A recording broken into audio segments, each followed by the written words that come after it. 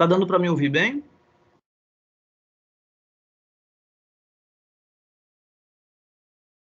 Pronto, muito bem. Hoje é o dia 19 de março de 2022, eu sou o professor Rodrigo Raposo, e estas são as leituras de John Finnis. Nós vamos começar a trabalhar a segunda parte da obra, onde ele começa a nos explicar o que são os bens humanos básicos. E o primeiro bem humano básico que ele vai tentar esclarecer para nós é o conhecimento. Mais do que isso, ele vai usar a noção de conhecimento como uma maneira de ilustrar o que é um bem humano básico. Então, ele procura deixar claro, logo no início do capítulo, que esses bens humanos, esses valores básicos, eles não têm nada antes deles, né? Eles são evidentes, né? Eles são cristalinos a qualquer um que tenha a sua sã razão. E ele vai, ao longo do capítulo, começar a explicar como é que um valor pode ser autoevidente. Em que sentido um valor básico pode ser autoevidente? E como é que um valor pode ser também inquestionável? E aí a primeira coisa que ele vai colocar é que, para que assim seja, esses valores não podem pressupor um julgamento moral, né? Então, de uma maneira muito curiosa, o que ele está dizendo aqui o valor humano básico é um bem, mas o valor humano básico não é um dever ser, né? Então, o valor humano básico ele é algo que conduz ao florescimento humano, à realização de alguém como pessoa, mas que não há ali nenhum comando moral, né? O comando moral ele virá depois. Isso está relacionado à ideia de que existem muitas coisas que conduzem ao florescimento humano, mas que a maneira de buscar a sua realização como pessoa, os sacrifícios que você vai impor a si mesmo, aos outros, a maneira como você vai se relacionar com outros seres humanos envolvidos na mesma busca, é essa dinâmica, né? Ou seja, o emprego da sua razão prática para buscar realizar-se enquanto pessoa, num mundo onde você vai ter que se relacionar com um contexto que envolve também outros indivíduos, né? É essa dinâmica da busca racional pela realização de seus potenciais humanos que vai nos levar à moral, né? E, evidentemente, que como esses valores básicos eles são pré-morais, talvez eles não sejam sempre buscados, e frequentemente não serão, buscados de uma maneira considerada moralmente correta. Então, é possível que alguém busque o seu florescimento humano, a sua realização humana, à custa do sofrimento dos outros, à custa da privação dos outros, pode acontecer, né?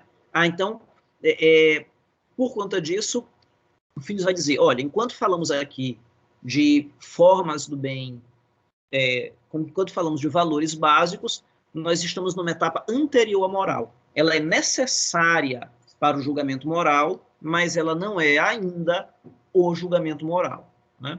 Muito bem.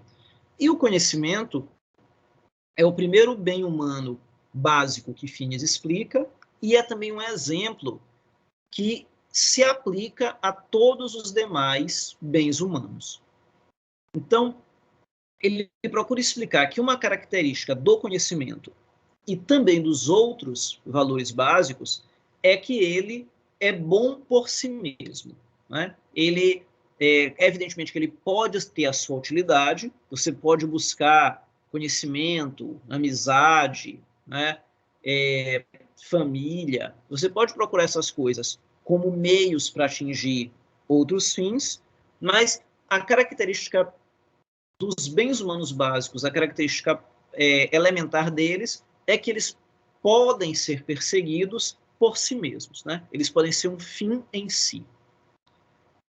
E todo valor humano básico, ele contempla algo que realmente conduz a uma situação humana melhor.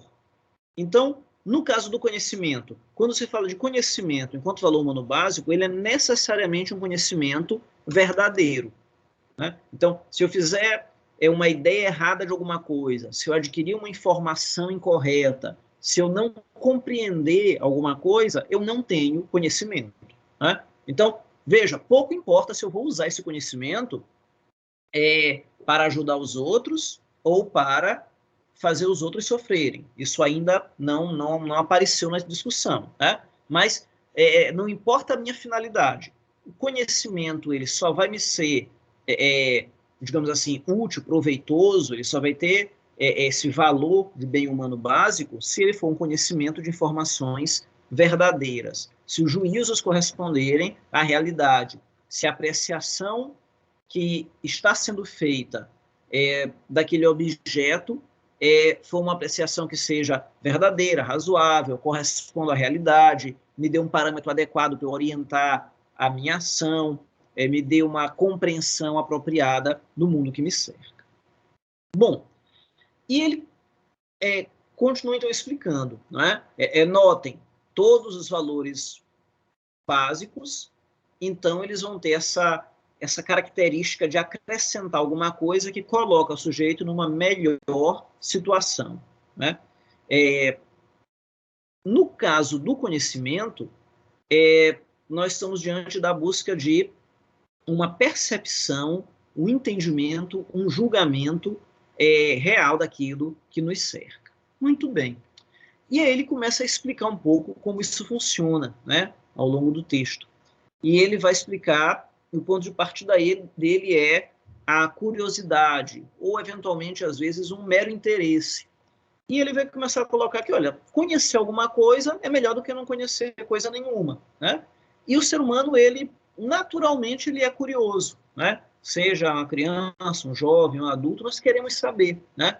Ele não chega a dar esse exemplo, mas para nós aqui é fácil de entender, né? Se você vê duas pessoas sussurrando ou conversando assim de uma maneira um pouco secreta, aquilo desperta em você um certo interesse, né? Ainda que não seja um grande interesse, ainda que você dê de ombros, mas aquilo ali suscita em nós uma certa reação, né? Da mesma maneira, conhecimento, ele geralmente você sabe como começa a curiosidade, você sabe como começa o interesse, mas você não sabe como termina, né?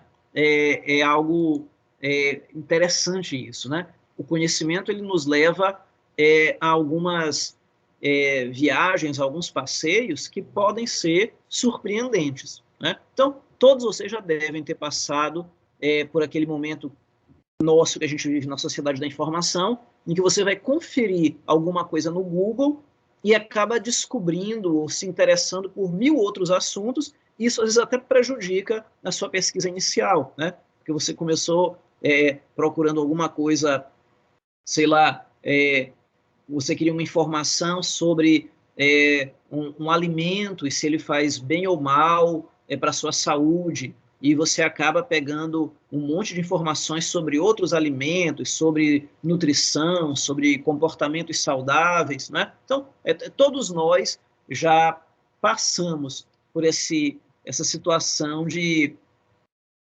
estarmos em uma busca, movidos pela curiosidade, e, de repente, aquela busca nos levar a lugares onde nós nem imaginávamos. Então, conversa puxa conversa, pergunta puxa pergunta, e isso se aplica ao conhecimento, né?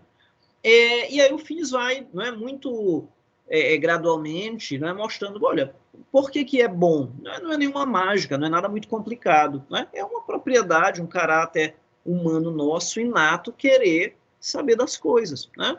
É bom, é agradável, né? A gente se sente melhor, né? E o próprio vocabulário que a gente utiliza, né? E aí o fato dos diferentes idiomas aqui não faz diferença, né? Tanto em inglês quanto em português, né? Nas línguas latinas, de um modo geral, né? E das línguas de outras matrizes a gente não tem como falar, mas eu suponho que deve ter uma analogia, né? Eu vou ter certos verbos, certas atividades humanas ligadas ao processo de conhecer, investigar, compreender, né? Descobrir, que conduzem a algo positivo, né? Então, vejam, né? E aí, lembrando sempre, né? Essa atividade e o seu valor, né?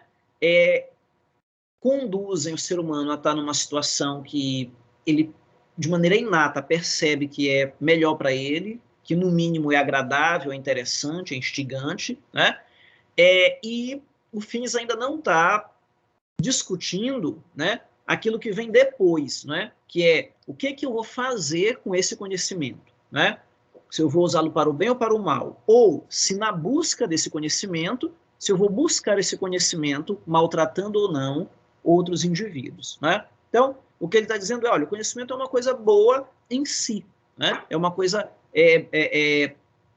boa de se buscar e boa de se possuir, né? Lembrando sempre que conhecimento, falar de conhecimento verdadeiro, no sentido que o Finis trabalha aqui, é um pleonasmo, né? É algo redundante, né? Conhecimento só é conhecimento se for um conhecimento verdadeiro, né? Que me digamos assim, que me coloque numa posição de compreender aquilo que eu desejo compreender, aquilo que eu desejo saber. Bom, o contrário também é verdade, né? Todas as palavras que trabalham com a ideia da fuga do conhecimento, né, de sua ausência, do erro, né, da confusão, indicam situações ruins, né? Indicam situações até patológicas, né? Quando eu falo que alguém, por exemplo, está confuso, ou que alguém está alienado, ou que alguém não consegue compreender, né? Então, ele vai nos fazendo avançar nessa percepção de que o conhecimento é um bem muito básico, que ele pode ser explicado de maneira simples, no sentido de que é algo que está relacionado a colocar-se de uma maneira clara diante do mundo, que buscar isso é agradável, que deter esse conhecimento também é agradável, né? Não precisa ser proveitoso, é algo que é bom por si, né? O lado, digamos assim, prático da coisa, né? Eu vou adquirir conhecimento para alguma finalidade, isso é uma coisa que Finis não está preocupado agora, né? Ele está preocupado com o conhecimento como um bem em si, como algo que pode ser buscado e é agradável de ser buscado por si mesmo, né? Como ele vai ser buscado? Se de uma maneira correta ou incorreta, não importa ainda. Para que ele vai ser usado, se para o bem ou para o mal, também não interessa ainda, né? O que interessa apenas é aquele caráter de que o conhecimento é um bem básico, que isso é algo evidente, né? Muito bem.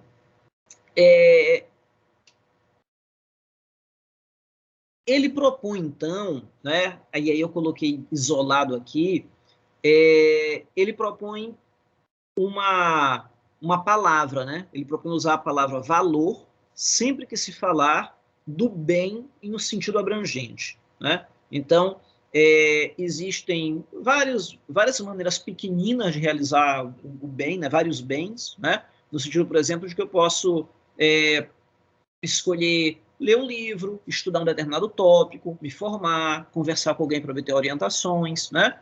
Tudo isso aí são bens no sentido assim particular, pequenas realizações, pequenos projetos, pequenas tarefas, né? Mas eu tenho o bem, o conhecimento, né?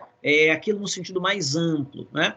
E aí ele vai dizer, quando eu falo dele assim, eu vou falar no valor conhecimento, né? Então ele diz que a palavra valor pode ser um conceito que a gente pode reservar, né?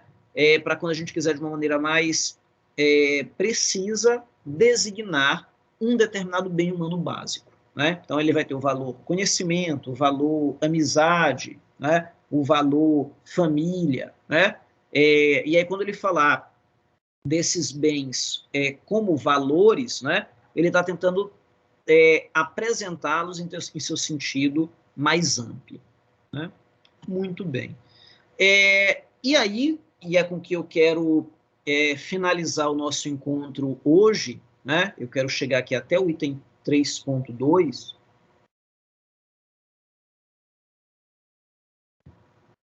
Ele vai falar de várias confusões que podem prejudicar a compreensão da relação entre a razão prática e a moralidade, né? Então, ele diz, olha, quando eu falo que o conhecimento é um bem, quando eu falo que o conhecimento é um bem humano básico, quando eu falo que o conhecimento é um valor, o Finis vai dizer, pode parecer que eu estou prescrevendo algo, né, que eu estou mandando as pessoas se tornarem cultas, que eu estou dizendo para elas que elas têm que estudar, que é moralmente um dever delas procurar adquirir uma percepção razoável do mundo, verdadeira, completa. Aí ele vai dizer, calma lá, não é nada disso, né? E ele começa a explicar alguns erros que ele deseja evitar de início, né? E ele vai dizer, olha, pensar no conhecimento como um valor não implica pensar que todas as verdades são igualmente dignas de serem conhecidas, né? Ou que todas as formas de conhecimento são igualmente valiosas, ou que todo assunto é digno de investigação, né? Então, dizer que o conhecimento é um valor, né? Dizer que nos coloca em melhor situação é verdade, mas isso não significa, por exemplo, que todo mundo terá o mesmo interesse em jogar damas, ou em jogar xadrez, ou em direito civil, ou em direito penal, ou em estudar teologia, ou em estudar filosofia, né?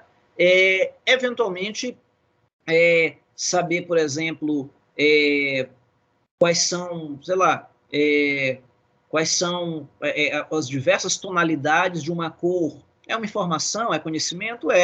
Talvez seja mais ou menos digno de ser conhecido do que, por exemplo, uma discussão sobre o propósito da vida humana, né? Ou conhecer um tratamento que cure uma doença grave. Então, vejam, primeira coisa, conhecimento é um bem? Né? Conhecimento pode ser encarado em sentido amplo como um valor? Evidentemente que sim, né? E aí? Então, tudo que é verdadeiro, tudo que é conhecimento é igual, vale a pena ser conhecido, todo assunto, ele vai dizer não, né? Vai haver uma grande influência aí da posição em que o indivíduo se encontra e de seus interesses. Da mesma forma, considerar o conhecimento como uma forma básica do bem não implica que todo conhecimento é igualmente valioso para todas as pessoas. É o que nós acabamos de dizer, né? Então, afirmar que o conhecimento é um bem, afirmar que o conhecimento é um valor, não quer dizer que todo conhecimento é igual para todo mundo, né? Há um grande espaço aí para quê? Para as nossas inclinações pessoais. Da mesma forma, considerar o conhecimento como uma forma básica do bem não implica que eu tenha um conhecimento que é mais importante que os outros, né? Essa prioridade, ela já é uma coisa que vem depois, né? Então, em princípio, eu tenho um mundo, eu tenho uma infinidade de coisas que podem ser alvo de conhecimento, como tudo aquilo que suscita a nossa curiosidade, o nosso interesse, adquirir, perseguir esse conhecimento, essas informações, é agradável, né? E pode até ser útil, mas isso não interessa aqui no momento, né? É algo que é parte de nós enquanto seres humanos. Agora, pensar em qual é o meu próximo passo, qual é o objeto de conhecimento que eu vou perseguir, qual é o objeto de conhecimento mais importante, bom, aí já é algo que vem depois, né? Então, em princípio, né, isso vale para as diversas formas de conhecimento, mas vale também para os diversos bens humanos básicos, né? Eu não tenho, em princípio, né, uma prioridade de uns sobre os outros, né? Então, quando eu penso, por exemplo, um bem humano básico, como, por exemplo, a vida e a saúde, e confronto esse bem humano básico com um bem como o conhecimento, ou como a amizade, ou como a família, né? Qual é o mais importante deles, né?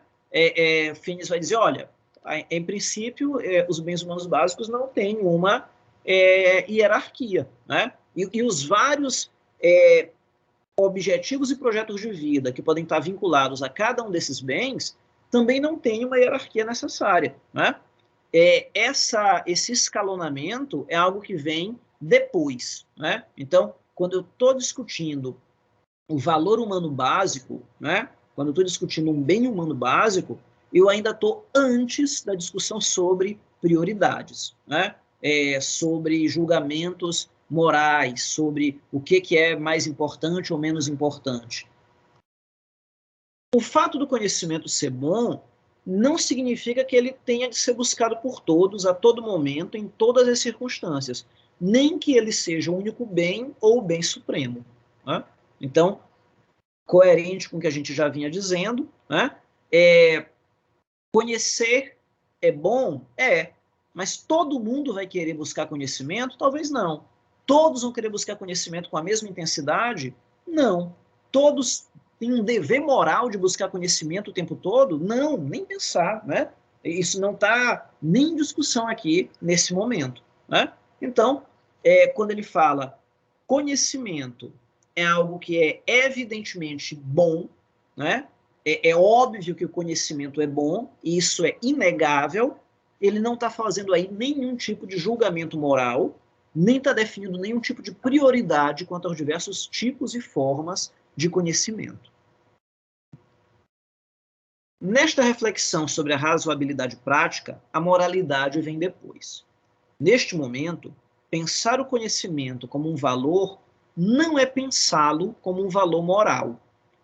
Afirmar que a verdade é um bem não deve ser compreendido como uma proposição moral. Afirmar que o conhecimento é para ser buscado não é para ser compreendido como uma postulação de uma obrigação moral, né? Então, é bem curioso aqui, né? Então, dizer que o conhecimento é para ser buscado é diferente de dizer que o conhecimento deve ser buscado, né? Dizer que o conhecimento é bom, é aprazível, né? Dizer que a curiosidade é uma inclinação natural para o ser humano, não cria nenhum tipo de obrigação moral, né? Então, vamos sempre ter isso em mente, né? Porque nós corremos o risco de, ao falar de valor, né? Ao falar de bem humano básico, querer imediatamente tirar dali algum tipo de consequência moral para nós e para os outros. E não é disso que Finney está falando, né? Ele está primeiro colocando aqui que existem os bens, e ele elencou 7, numa lista que não é exaustiva, né? Ele elencou esses bens, que eles são bons, isso é evidente e inegável, e dali não há nenhuma consequência moral a priori, né? Não há nenhuma consequência moral a priori, né? E também não há nenhuma utilidade, tá? Então, isso que ele está falando com relação ao conhecimento também se aplica aos demais bens humanos básicos. Então, quando eu penso, aí volto, né? Amizade é um valor? Conhecimento é um valor, família é um valor, matrimônio é um valor, né? Vida e saúde também é um valor, né? Daí, eu estou apenas extraindo coisas que são o quê? Inclinações naturais, inclinações cuja busca e a detenção é agradável, né? Mas extrair dali alguma noção de prioridade, utilidade ou moral é algo que é posterior, né? Aí é que depois disso aí pode vir algum tipo de utilização da razão prática para buscar os modos mais razoáveis de realizar aqueles bens na sua vida. E aí é que entra a questão dos meios disponíveis, da relação com as outras pessoas, do estabelecimento de prioridades, que vai variar conforme os interesses e inclinações de cada ser humano, né? Vocês vão lembrar que tem uma passagem no capítulo anterior que o Hart critica a teoria da lei natural, porque a lei natural diz, olha, a lei natural parece afirmar, de maneira muito equivocada, que todos os seres humanos são iguais, querem as mesmas coisas e devem querer as mesmas coisas, porque é isso que o direito moral diz, né? Ele estabelece uma regra que serve para todos os seres humanos, né? É como se as ideias de moral, de justiça, de direito, como a ideia daquilo que é bom, tivesse que ser igualzinha, que todos os seres humanos fossem iguais, né? E aí Finis vai dizer, olha, professor Hart, não é assim. Nenhum naturalista nunca disse isso. Né? Eles apenas disseram que há alguns bens que conduzem ao florescimento das pessoas, aqueles bens são evidentes, né? E para que eu possa começar a pensar sobre as ações humanas e os projetos humanos, eu me beneficiarei, né? Eu precisarei levar em conta esses bens. Eles me ajudam a entender as ações dos homens, eles me ajudam a entender o que as pessoas estão atrás para se realizar, né? Aí, quando eu entro na dinâmica da busca, da realização humana, aí é que eu entro na dinâmica do uso da chamada razão prática, e aí é que vão começar a surgir os problemas de moralidade e de prioridade. E ele reitera, né, o conhecimento enquanto valor é um bem intrínseco, desejado por si mesmo e não como meio. Isso vai valer para todos os valores. Né? Então, isso quer dizer que não é um meio para outra coisa? Não. Né? O conhecimento pode ser um instrumento para obter alguma coisa. Né? Eu vou adquirir conhecimento de direito porque eu quero passar num concurso. Tudo bem. Né? Só que, veja, esse momento de dar um propósito, de dar uma utilidade, é um momento posterior à utilização da razão prática. Né? Então, conhecimento enquanto valor é anterior a isso. Né? E ele é agradável e desejável por si.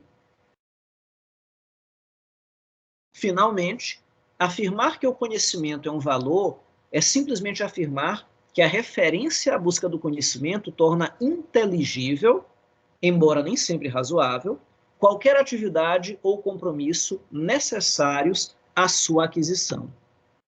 E aí, o que se quer dizer com isso? Né? Que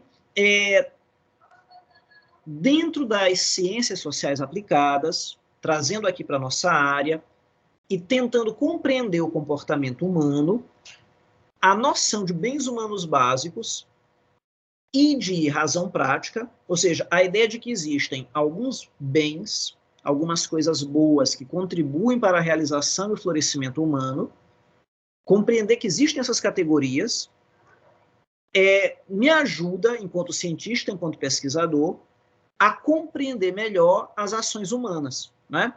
Eu compreender que eu tenho esses bens humanos básicos, evidentes e inegáveis, que eles existem e eles são anteriores a qualquer tipo de racionalidade moral ou mesmo prática, né? Eles são anteriores a uma instrumentalidade, eles são anteriores a uma finalidade, né?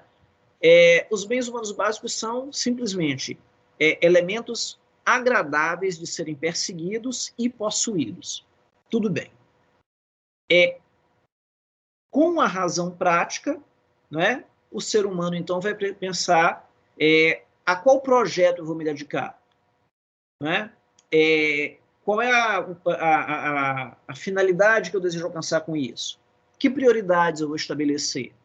Como é que eu vou me relacionar com outros indivíduos que estão em busca também da sua própria realização e do seu próprio florescimento? Então, só depois, né, é que a razão prática, né, o nosso poder racional humano, né, ele entra para trabalhar o quê? A partir desses nossos impulsos naturais, trabalhar a nossa busca por realização, né? Trabalhar a nossa busca por nos tornarmos seres humanos mais bem fechados. Né? E aí o Finis, nesse último alerta que ele nos faz, ele é muito, muito feliz, né? Porque ele vai dizer, olha, torna inteligível, né? Torna compreensível, né? Mas não faz com que toda e qualquer atividade seja tida como razoável. Né? Ou seja, a busca de um bem humano básico, ela pode acontecer de uma maneira horrível. Né? Eu posso buscar saúde, conhecimento, amizade, posso buscar família, né? Eu posso buscar isso com sacrifício daqueles que eu vejo como meus concorrentes, né? Com a eliminação daqueles que eu vejo como ameaças à realização daquilo que irá me fazer florescer, né? Eu posso buscar conhecimento, já que é o bem que a gente está discutindo aqui, né? Para conseguir obter instrumentos e ferramentas para tirar proveito dos outros, né? Então, notem, né? Isso nada tem a ver com a natureza do bem enquanto valor, naquele sentido abrangente lá do começo, né? Somente após o uso das minhas faculdades humanas para buscar realizar aquilo, né, e realizar-me enquanto ser humano, somente neste processo de me relacionar com o mundo e com as outras pessoas, é que adquire sentido o quê? É um julgamento moral, uma eleição de prioridades, a maneira como eu me relaciono com o mundo e com as pessoas, né? Então, talvez seja um primeiro alerta importante com o qual eu vou finalizar essa aula, né? Esse alerta é que o Finis faz, né? Para que a gente não pense que, quando eu falo de lei natural, né, e quando eu volto aos primeiros princípios da lei natural, eu estou moralizando, né? Eu estou dando conselhos para as pessoas, né? Ah, busque o bem, busque constituir uma família, busque ser saudável. Não tem nada a ver com isso, né? É, o escalonamento, a ordem de prioridades, não é? É algo que vem posterior, né? E aí o Finis ele vai trazer algo que é muito legal e que ele anunciou para a gente no capítulo anterior, né? Que ele vai dizer, olha, veja como a lei natural tem uma grande contribuição para dar para as ciências sociais aplicadas, né? Então ele está trazendo Aristóteles, né? Lá de 300 anos antes de Cristo, né? Ele está trazendo Santo Tomás, lá do século XIII, né? E ele está escrevendo agora, né? A última edição do livro dele tem menos de 10 anos, né? A edição de 2011, né? E ele está dizendo, olha, a ciência como a gente faz hoje, e em particular as ciências sociais aplicadas, né? O direito, a psicologia, né? Podem beneficiar-se da teoria da lei natural, porque a teoria da lei natural ela fornece, a partir das noções dos primeiros princípios, né, maneiras de organizar a investigação do comportamento humano, né? Isso pode ser útil para compreender um comportamento psíquico que é estranho, um comportamento humano que ele é ilícito ou prejudicial à vida em sociedade, a própria ideia de como deve ser melhor organizada uma sociedade para que aquela sociedade propicie o bem comum, né? E o bem comum é aquele estado de coisas onde os indivíduos têm as condições para perseguir e buscar o seu próprio florescimento, né? Então, é interessante notar isso, né? Muito bem, eu vou então ficando por aqui, eu vou parar essa gravação, e aí queria aproveitar para